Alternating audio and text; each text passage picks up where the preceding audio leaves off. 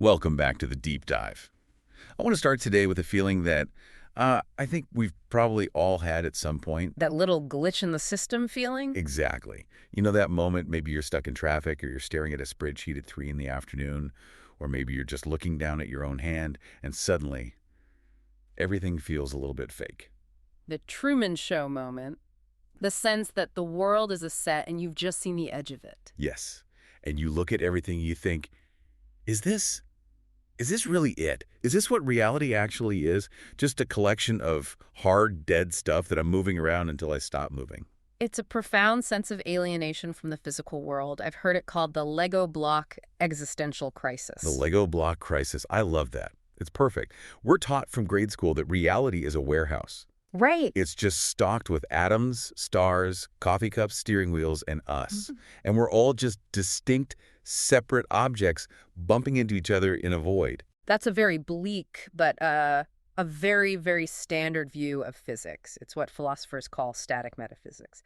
It's been the default setting for Western thought for, 2,000 years? At least. But today, we're looking at a stack of documents that basically grabs us by the shoulders and says, you are looking at it completely upside down. A total inversion. We're doing a deep dive into something called generative ontology, and this is primarily based on the work of Philip Lillian at the Unified Coherence Institute. And it's crucial to point out, this isn't just a philosophy seminar. Lillian is a physicist. He's a mathematician. He is coming at this with hard logic, with equations. That's the part that really gets you. He's using things like combinatorics, set theory, and topology to argue that objects, the very things we think are real, are actually illusions.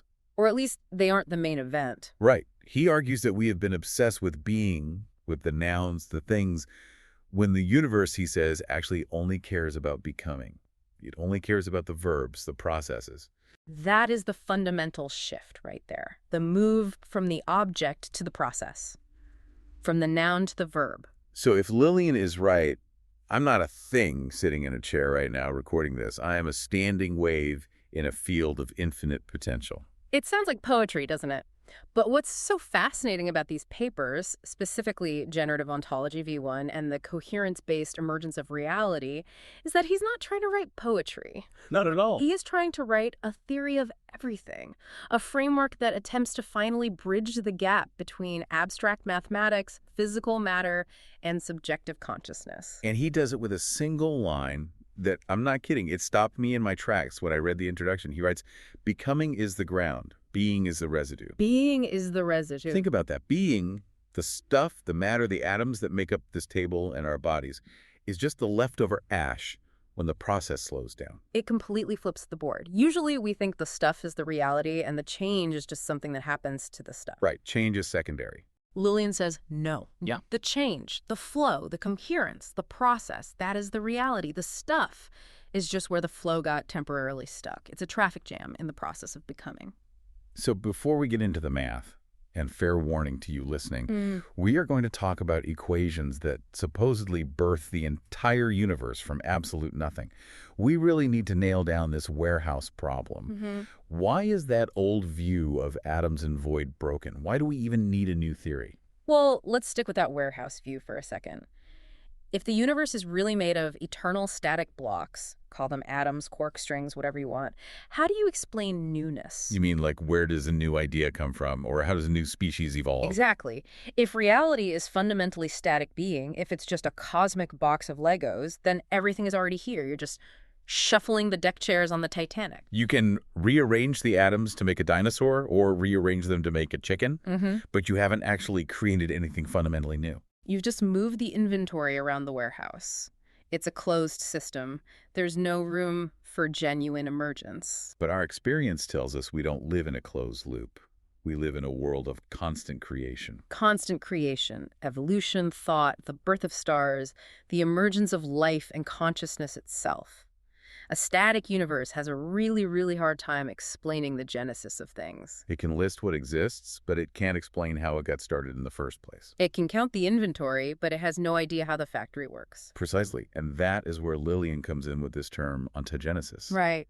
Ontology, the study of what is. Ontogenesis, the study of how reality emerges. It's the physics of how. How does something come from nothing? How does order emerge from chaos? How does the universe become? Okay, let's talk about the water and ice analogy, because I think this is probably the best way to visualize what Lillian is getting at here. It's the core metaphor of the whole theory, really. Imagine a river. The water is constantly moving, it's swirling, it's flowing. It's pure process. Pure process. That flow is becoming. It's dynamic, it has energy, it is never in the exact same state twice. That, he says, is the fundamental nature of the universe, a field of flowing what he calls coherence. Okay, so the universe is a river. Now imagine the temperature drops. A section of that river freezes solid. It crystallizes into a block of ice. The ice is a thing, Ugh. an object. The ice is a being. It's static. You can pick it up, you can measure its dimensions, you can weigh it. Science, for the last few centuries, has been absolutely obsessed with studying the ice. We measure the ice, we name the ice, we smash the ice with particle accelerators to see what smaller bits of ice are inside. And in doing so, we completely ignore the water that made it. We treat the ice as if it's the fundamental reality, forgetting that it's just a temporary phase change of the underlying flow. So in Lillian's view, particles, matter, planets, even our own bodies, we are all just the ice. We are the temporary stabilization of a deeper flowing process. We are the residue. We are studying the residue and completely missing the engine. Okay, then let's get into the engine room. If we aren't starting with atoms, if we're not starting with the ice, what is the water? What is the primal stuff of the universe? Lillian uses this term zeta naught. It's written as $. $. This is what he calls absolute coherence, the zero state. Now, my brain immediately goes to empty space. The void between galaxies. A vacuum. And that's the trap we have to avoid. Deep space is still very much something. A vacuum in modern physics is actually a beehive of activity. Right, it's not truly empty. Not at all. It has distance, it has dimensions up, down, left, right, it has quantum fluctuations, particles popping in and out of existence, it has physical fields running through it. So a vacuum is like an empty stage, but the stage itself is still there. The dimensions, the laws of physics, they're all built in. Right. $. Before the stage is built. It is a coherence vacuum. It is the pre-structural substrate before even mathematics or physics exist. It is pure unstructured potential. It's the blank page before the writer even picks up the pen. It's the capacity for something to happen without anything actually happening yet. It's the silence from which music can emerge. Okay, but here's the problem that always breaks my brain with these kinds of theories. How do you get from potential to actual? The primordial question. How do you get from a perfectly blank page to the number 1? Because if $1 is truly absolutely nothing with no rules and no structure, it should just stay nothing forever. Nothing comes from nothing, right? This is the problem of origins. And this brings us to what might be the most audacious part of the theory. The seed equations. Yes, the math. The math that creates reality. And I have to be honest, when I first saw the first equation in the paper, my first thought was that it had to be a typo. I think I know which one you mean. A bit of a shock to the system. Seed equation 1, the genesis of unity. And the equation is del(all) equals $1. A 0 to the power of 0 equals 1. It looks wrong, doesn't it? It feels like it should be 0. It feels fundamentally wrong. I have this vivid memory of my high school calculus teacher, Mrs. Gable. She was very strict. And she explicitly told our class that 0 to the power of 0 is undefined. She said if you try to calculate it, the whole system of math breaks. And you know what? Mrs. Gable was right, but only in the context of calculus. Okay, defend Mrs. Gable's honor here. What does that mean? In calculus, you're dealing with continuous functions and limits. You're asking what happens as a function approaches 0 to the power of another function that's also approaching 0. Right, the limits. And depending on how fast each part approaches 0, the answer could be anything. It could be 0, it could be 1, it could be infinity. It's a race to 0, and you don't know who wins. So calculus wisely says indeterminate. It gives up. It can't answer. So how is Lillian allowed to just ignore that and say it equals 1?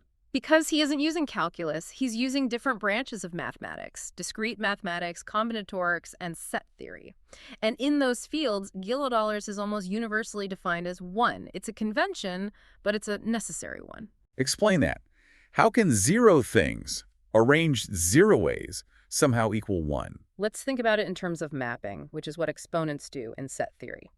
An exponent, say $a to the power of $, is asking, how many distinct ways can I map the elements of set B onto the elements of set A? Okay, so if I have 2 letters and 3 mailboxes, that's a mapping problem. Right.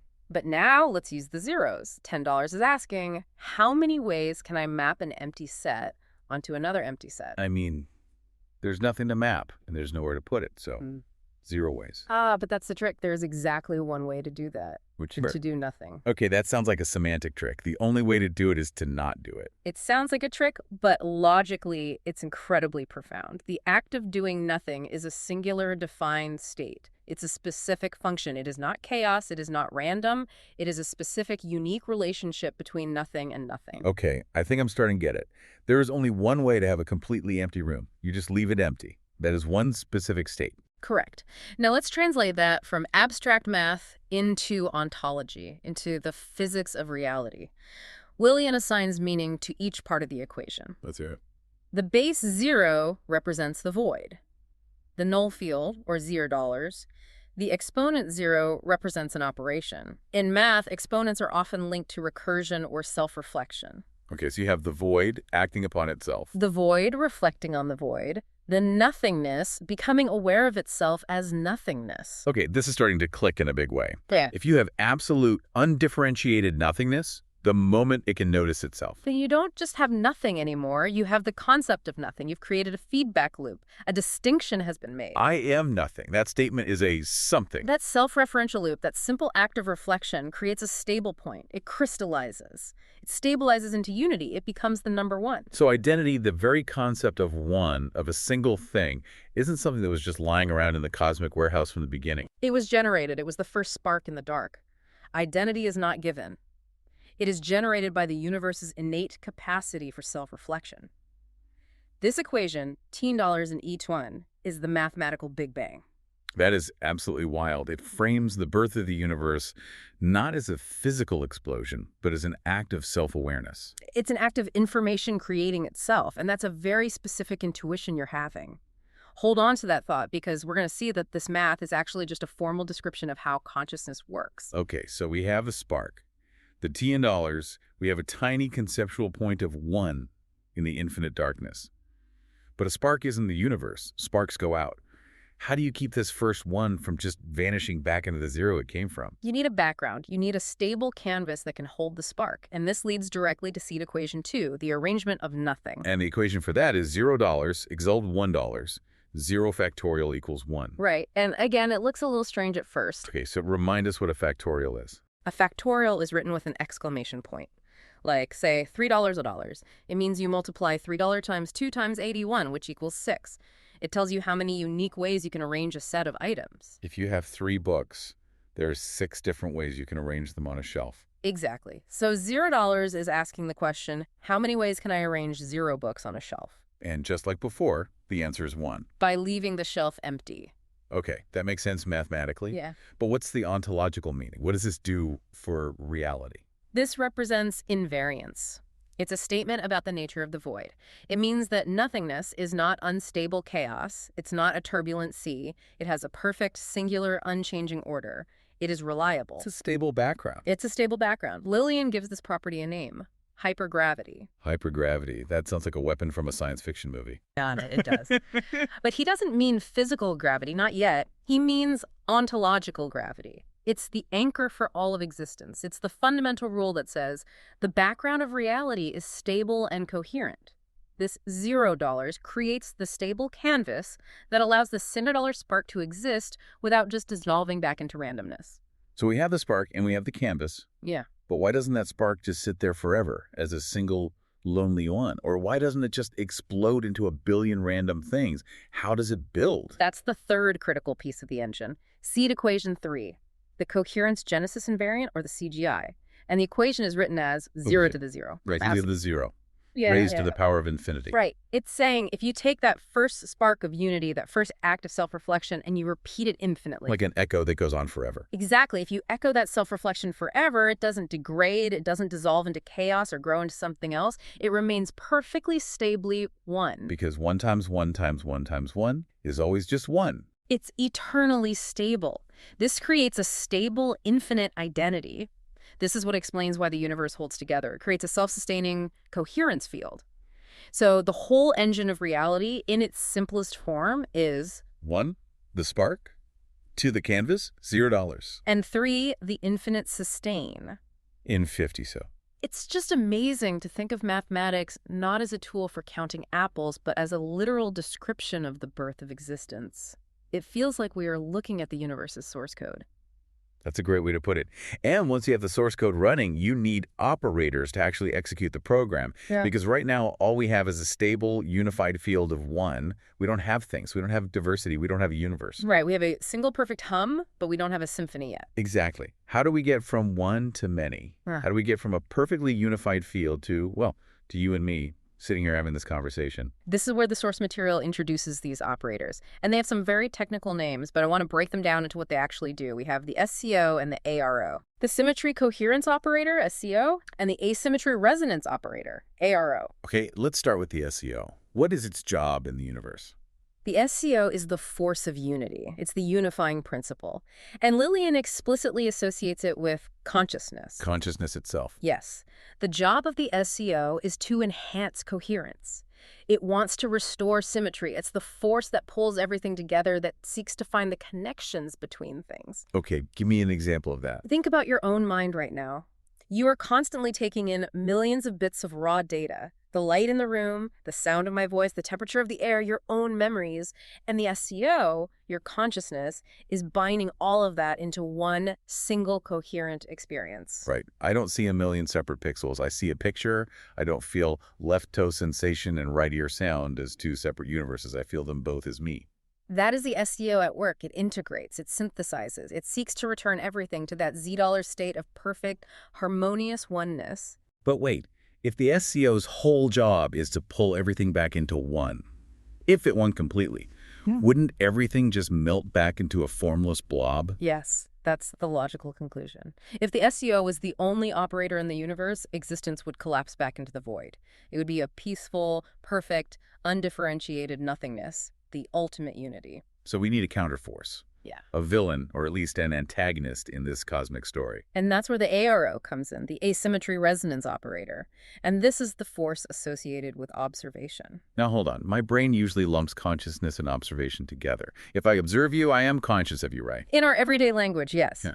But Lillian makes a critical, and I mean crucial, distinction here. Let's hear it. Consciousness, the SCO, unifies. Observation, the ARO, divides. They are opposing forces. Unpack that. How does the act of observing something divide it? Let's go to the most famous example in all of physics, the double slit experiment. Before you look at the electron, what is it? It's a wave of probability. It's a smear that goes through both slits at once. It's everywhere and nowhere. It is a coherent whole. It exists in a state of pure potential. But the moment you place a detector there, the moment you observe it, to see which slit it goes through, what happens? It collapses. It picks a spot. It becomes a definite particle in a definite location. Exactly. The act of observation forces a choice. It says, you are here and not there. It draws a boundary. It creates a distinction where there was none before. The ARO is the scalpel of reality. It cuts the infinite whole into specific, finite parts. So observation is what creates the many out of the one. It's what makes the ice freeze out of the water. Yes. Without the ARO, there would be no distinct objects at all. There would be no you or me. There would only be us in a cosmic soup.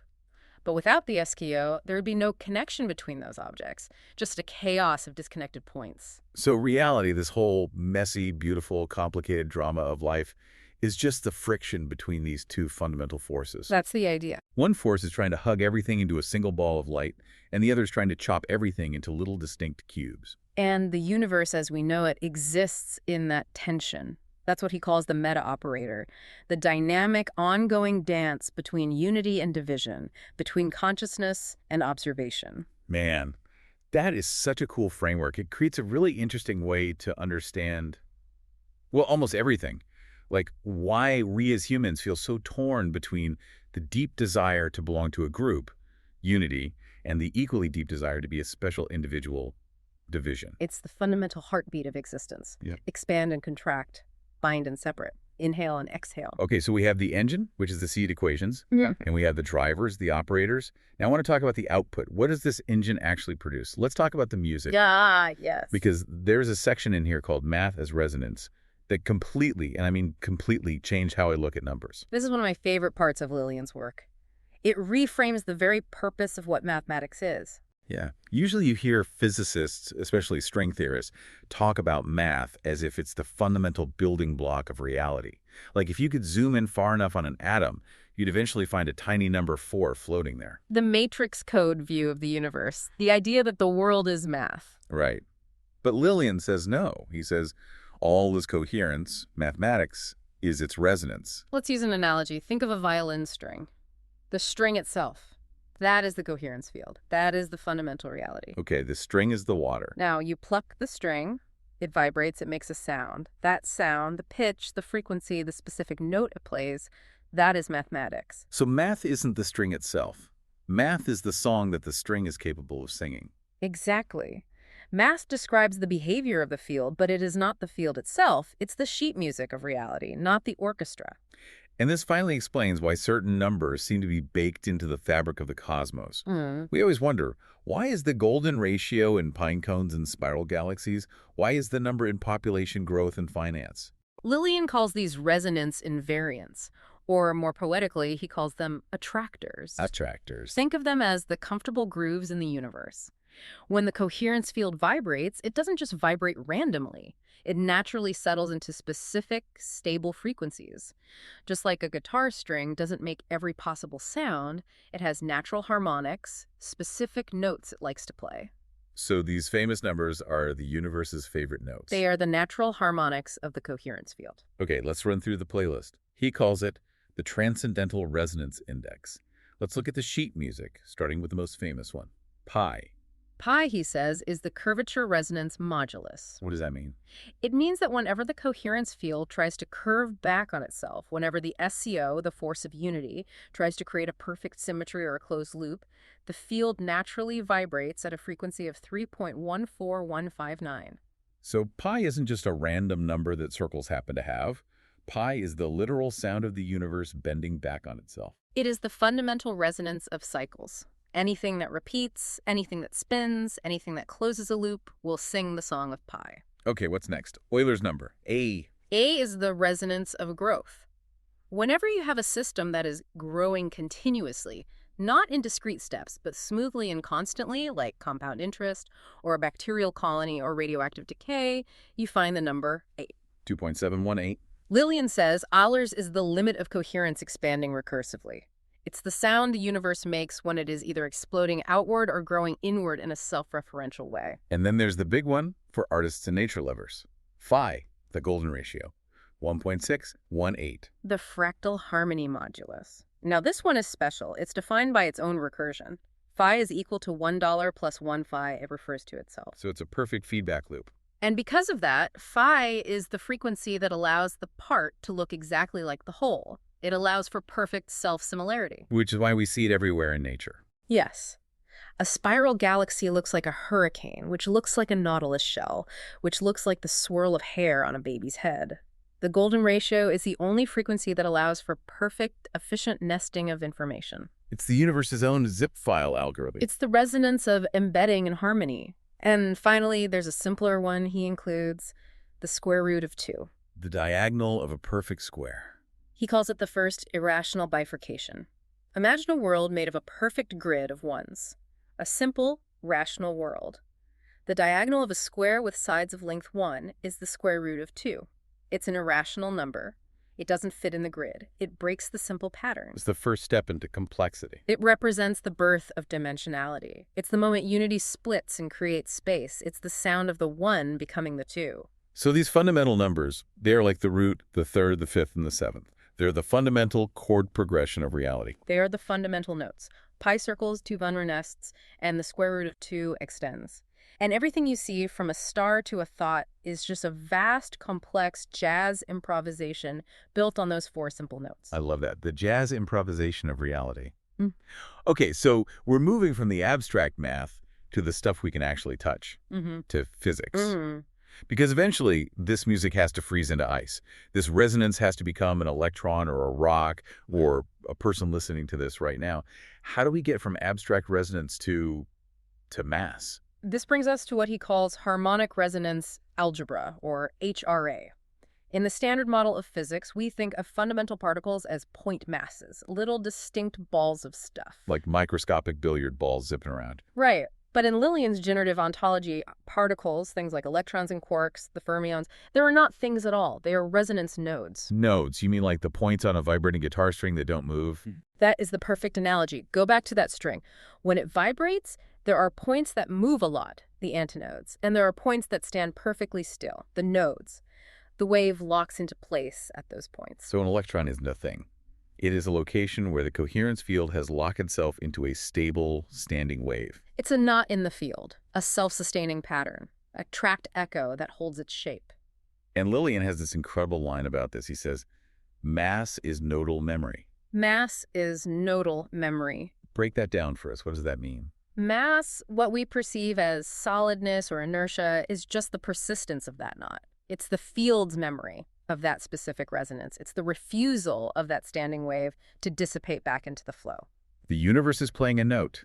As long as the musician holds that note, the particle exists. If the music stops, the particle vanishes. This circles right back to the ice analogy. The particle is the ice, but the resonance is the cold temperature, the process that's keeping it frozen. So if particles are the nodes, what are the forces between them? What's gravity? What's electromagnetism? Those forces, the bosons, are the harmonic chords. They are the patterns of resonance that connect the nodes. So gravity isn't some magical force pulling things together. It's a coherence gradient. Things fall toward each other because their resonance patterns are trying to merge. They're trying to find a more stable, unified harmony. They are trying to return to unity. It's the SCO in action. That is beautiful. Gravity is just the universe trying to hug itself. In a way, yes. Gravity is the physical manifestation of the SCO's fundamental desire for oneness. Now, this leads to a really, really trippy idea in the paper about identity.